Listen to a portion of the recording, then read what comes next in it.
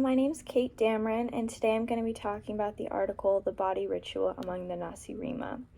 So firstly, my reaction to the article was that I was pretty shocked about some of the things that they do, especially being someone who doesn't like pain and doesn't like the dentist or anything like that. It was pretty shocking to read. And one thing that I found really interesting about the Nacirema and their rituals was how spiritual everything that they did was. Like, everything had a spiritual meaning, whether or not it was rooted in any like biological or physical reality. It had a lot of spiritual emphasis to it. And so I think that the Nacirema would view America and American culture as being particularly like nihilistic, because we kind of see everything as the physical.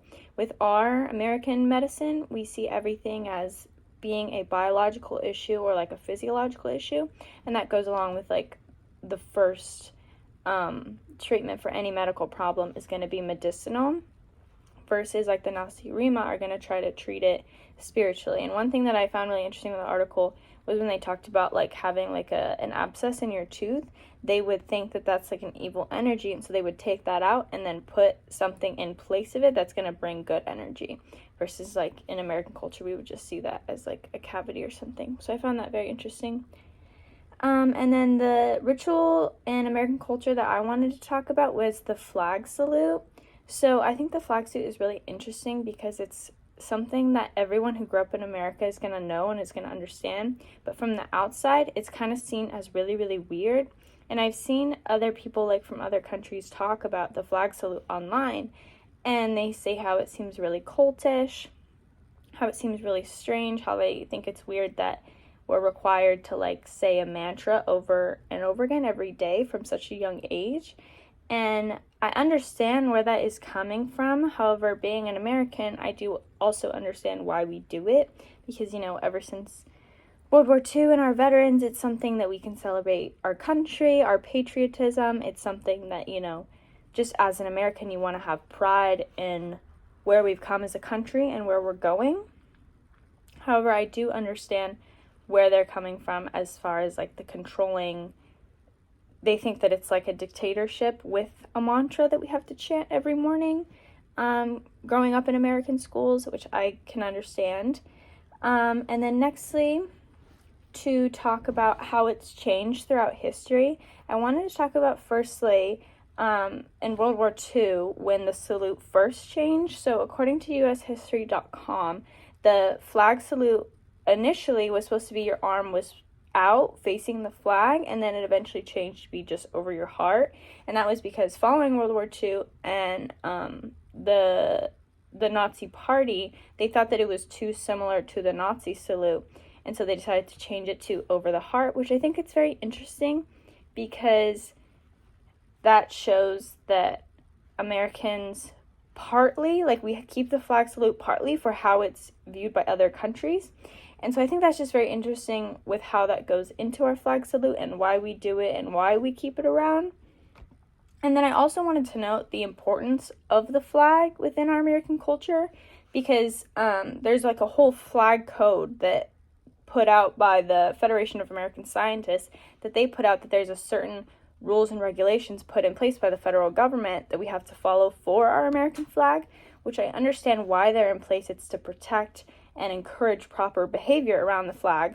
So one of those things that I found really interesting was that it's actually illegal to advertise and commercialize the flag, which is pretty much one thing that's changed throughout history, is that we don't really enforce that anymore. Like, during the beginning of July, you go to the store and you see flags everywhere.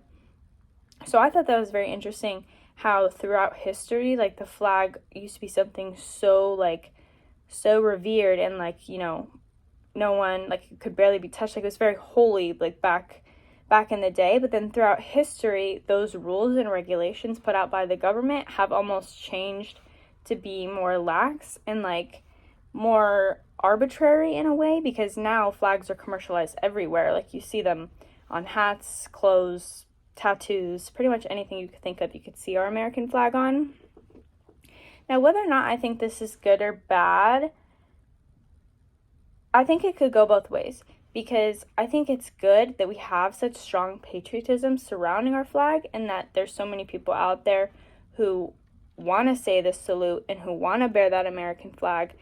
But at the same time, I also understand where other cultures are coming from and thinking that it's a little bit too, like, egotistical, and it's a little bit too indicative that we might have a dictatorship, and a little bit too culty that we say that mantra every morning. And I understand where they're coming from, but also there is that essence of patriotism that really ties our country together. Because one thing I think our country does really well in comparison to other countries is that we hold that patriotism dear to our heart, and I don't really see that in other countries. That's not really as present. Like, we have a whole holiday, 4th of July for our independence.